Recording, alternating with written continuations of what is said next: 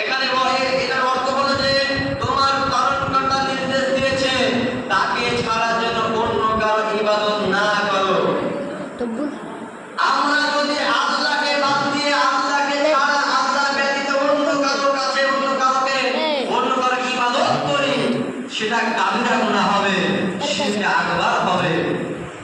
তাহলে আল্লাহ বলেছেন যে আমাকে ছাড়া অন্য কারো ইবাদত যেন না করো।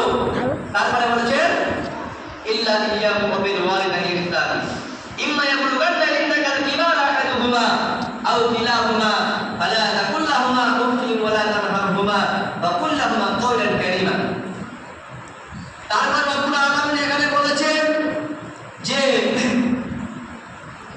পিতা মাতার সাথে সৎ ব্যবহার করো, পিতা মাতার সাথে সৎ আচরণ করো, উত্তম ব্যবহার করো, পিতা মাতার সাথে নম্রতা ভাবে কথা বলো, পিতা মাতাকে ধমক দিয়ে কথা বলিও না, পিতা মাতার সাথে শিষ্টাচারপূর্ণ ভাবে কথা বলো।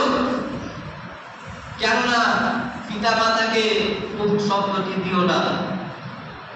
এই উহ শব্দটি বলতে কি বোঝায়? এখানে আপনাকে বোঝায় একটু যে ধরেন একজন ছেলেকে আমি বলছি, এ ভাই আব্দুর রহমান আমাকে একটু পানি এনে দাও তো। তখন ছেলেটি বলছে ও আমি পারবো না। কি বলছে?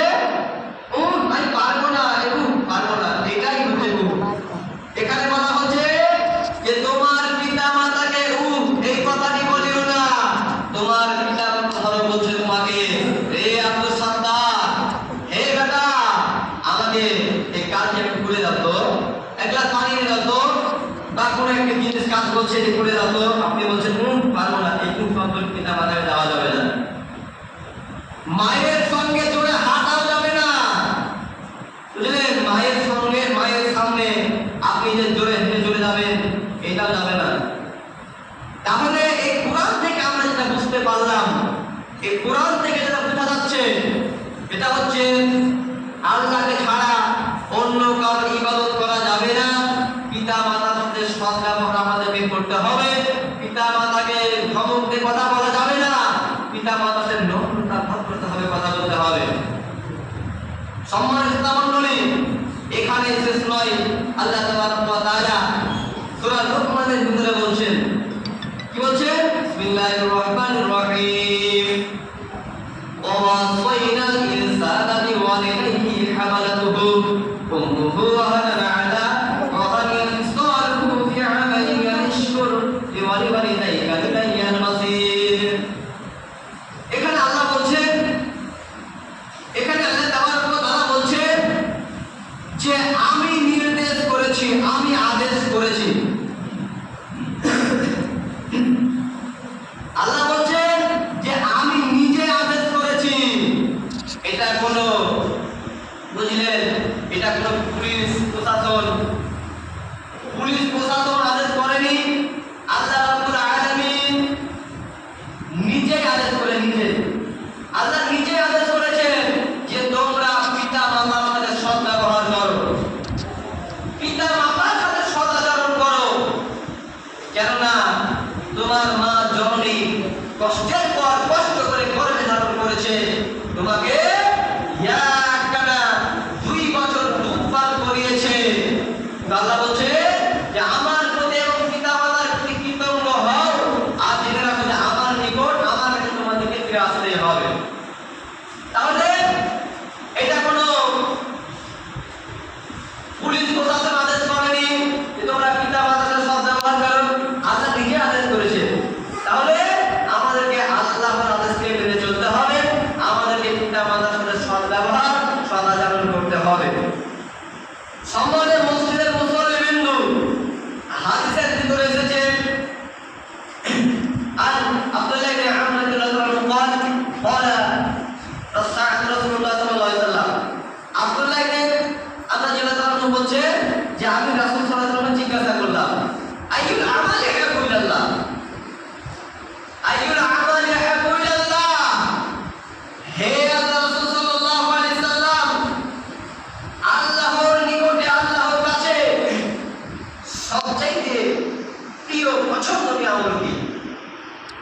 সবচাইতে পছন্দনীয় আমল কি? আল্লাহ রাসূল সাল্লাল্লাহু আলাইহি সাল্লাম বললেন, ক্বালা সালাতু আলা ওয়াক্তিহা, সময় মতো সালাত আদায় করা, সময় মতো ওয়াক্ত অনুযায়ী সালাত আদায় করা। আব্দুল্লাহ ইবনে আমর বলছেন, আমি আবারও জিজ্ঞাসা করলাম, ক্বালা সুমাই, আমি আবারও জিজ্ঞাসা করলাম, ইয়া রাসূলুল্লাহ, তারপর কি? আল্লাহর নবী বললেন, ক্বালা সুম্মা বিররুল ওয়ালিদাইন, পিতা মাতার সাথে সৎ ব্যবহার করা, পিতা মাতার সাথে উত্তম ব্যবহার করা, সদাচরণ করা। লোকটি বলছেন, আব্দুল্লাহ ইবনে আমর বলছেন, আমি আবার জিজ্ঞাসা করলাম, ইয়া রাসূলুল্লাহ, ক্বালা সুমাই, তারপর কি? আল্লাহ রাসূল বললেন, ক্বালা জিহাদু ফি সাবিলিল্লাহ, আল্লাহর রাস্তায় জিহাদ করা। হাদিসে প্রমাণ হয়, হাদিসে প্রমাণিত হয় এটাই যে, বুঝলেন, জিহাদের চেয়ে পিতা মাতার সাথে সৎ ব্যবহার করা সবচেয়ে বেশি উত্তম। আরেকটা এখানে হাদিস শোনায়, তাহলে বুঝতে পারবেন। রাসূলুল্লাহ সাল্লাল্লাহু আলাইহি সাল্লামকে একজন ব্যক্তি এসে বলছেন, ইয়া রাসূলুল্লাহ, ইয়া হাবিবাল্লাহ, ও আল্লাহর রাসূল, আমি জিহাদ করব, আমি জিহাদ করতে ইচ্ছুক, আপনি আমাকে অনুমতি দেন, আমি আপনাদের পরামর্শ নিতে এসেছি, আমি কিভাবে জিহাদ করব, কিভাবে করব, এইসব নিয়ে আপনাদের পরামর্শ নিতে এসেছি, আপনি বলুন। আল্লাহর নবী হুজুর আকরাম সাল্লাল্লাহু আলাইহি ওয়াসাল্লাম বললেন, হে মানুষ, হে সাহাবা, এই পৃথিবীতে কি তোমার পিতা মাতা বেঁচে আছে? লোকটি বলছে, ইয়া রাসূলুল্লাহ, ইয়া হাবিবাল্লাহ, ও দয়ার নবী গো, হে আমার পিতা মাতা বেঁচে আছে। আল্লাহ রাসূল বললেন, তুমি তার সেবা করো, তার পায়ের নিকটে জান্নাত। আল্লাহ রাসূল কি বলে, তোমাকে জিহাদে যেতে হবে না, তুমি তার পায়ের নিকটে জান্নাত, তুমি তার সেবা করো। বুঝলেন, হাদিসে এসেছে যে পিতা মাতায় জান্নাত, পিতা মাতায় জাহান্নাম। আল্লাহ রাসূল বলেছেন, যেই ব্যক্তি, একটি আরেকটি হাদিস আপনাদেরকে এখানে বলে যে আল্লাহ রাসূল সাল্লাল্লাহু আলাইহি ওয়াসাল্লাম বললেন, হাদিসের রাবী বলেন হযরত আবু হুরায়রা, আল্লাহ রাসূল একটি কথা তিনবার বললেন। কথাটি কি বলেছিলেন? আল্লাহ রাসূল বলেছিলেন যে আল্লাহ রাসূল বলেছিলেন, তার নাক ধুলাই মলিন হোক, তার নাক ধুলাই মলিন হোক, তার নাক ধুলাই মলিন হোক। এই বাক্যটি, এই শব্দটি আল্লাহ রাসূল তিনবার বলেছিলেন। এটার মানে জানেন? এটার মানে হলো যে আল্লাহ রাসূল সাল্লাল্লাহু আলাইহি ওয়াসাল্লাম বললেন, তার নাক ধুলাই মলিন হোক, তার নাক ধুলাই মলিন হোক, তার নাক ধুলাই মলিন হোক। এটার মানে হলো আল্লাহ রাসূল সাল্লাল্লাহু আলাইহি ওয়াসাল্লাম বললেন, যেই ব্যক্তি এই পৃথিবীতে বৃদ্ধ পিতা মাতাকে পেল এবং তার সেবা করলো না, সে ব্যক্তি জান্নাত লাভ করতে পারলো না। সম্মানিত শ্রোতা মণ্ডলী, এখানে শেষ নয়, আপনাদেরকে একটি সহিহ বুখারীর হাদিস শোনাই। সেই সহিহ বুখারীর হাদিস বানী ইসরাঈলের যুগের ঘটনা। তিনজন বন্ধু, তারা একটি অনেক জায়গা তারা সফর করেছিল, ঘুরতে গেছিল। তখন তিনজন ব্যক্তি ঘুরতে গেছে, তো এমন সময় আকাশে কালো আঁধার হয়ে মেঘ উঠেছে। তখন মেঘ উঠেছে, তখন তারা মেঘটার পরে পরে ঝড় বৃষ্টি শুরু হয়ে গেছে। তখন তারা তিনজন বন্ধু মিলে কোথায় ঢুকাবে, কোথায় আশ্রয় দেবে, তারা আশ্রয় পাচ্ছে না। তারা কোথায় ঢুকবে, তারা কোন জায়গা পাচ্ছে না, সেখানে কোনো ঘর বাড়ি নাই। হঠাৎ দেখছে যে একটি পাহাড়ের ভিতরে, পাহাড়ে একটি গুহা রয়েছে। তখন তারা তিনজন ব্যক্তি, তিনজন বন্ধু মিলে সেই গুহাটির ভিতরে ঢুকে গেল। আল্লাহর নবী হুজুর, তখন তিনজন ব্যক্তি ঢুকে গেল, তখন ঝড়ের গতিতে পাহাড়ের উপর থেকে একটি কিছু অংশ পাথর, একটি মোটা পাথর গড়তে গড়তে গড়তে গড়তে গড়তে এসে সেই পাথরটি সেই গুহার মুখের সামনে দাঁড়িয়ে গেল, বন্ধ হয়ে গেল গুহাটির মুখ।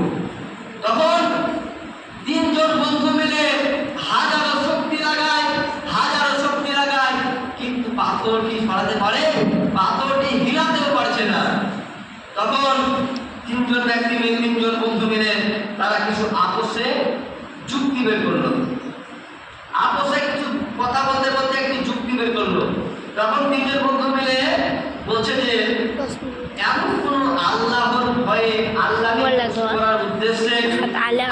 রসুলকে সন্তুষ্ট করার উদ্দেশ্যে এমন কোনো আমল করে থাকলে আমরা এমন না, যদি আমল করে থাকিস তাহলে আল্লাহকে স্মরণ কর, নিশ্চয়ই আল্লাহ রাব্বুল আলামিন এই বিপদ থেকে আমাদেরকে রক্ষা করে দেবে।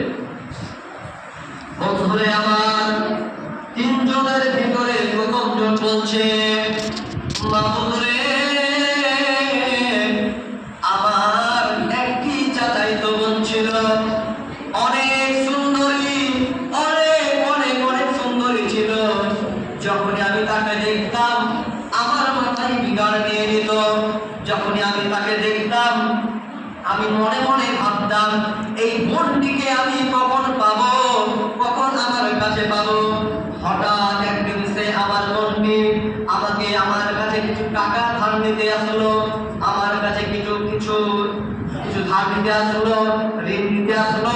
তখন আমার বোনকে বললাম, রে আমার বোন, ওই মেয়েটিকে বললাম যে যদি আমাকে ঠিক সময়ের ভিতরে টাকাটা তুমি না দিতে পারো তাহলে তোমার সঙ্গে আমাকে মিলামেশা করতে দিতে হবে।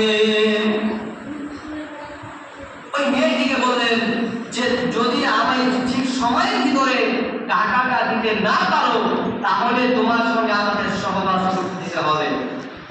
মেয়েটি আমাদের সংসার অভাব রয়েছে, মেয়েটির টাকার প্রয়োজন রয়েছে, ঠিক আছে। তখন ঠিক সময়ের ভিতরে মেয়েটি টাকা দিতে পারলো না, টাকা দিতে পারলো না। তখন তারা দুইজনে জঙ্গলের ভিতরে চলে গেছে, সেখানে কোনো মানুষ নাই।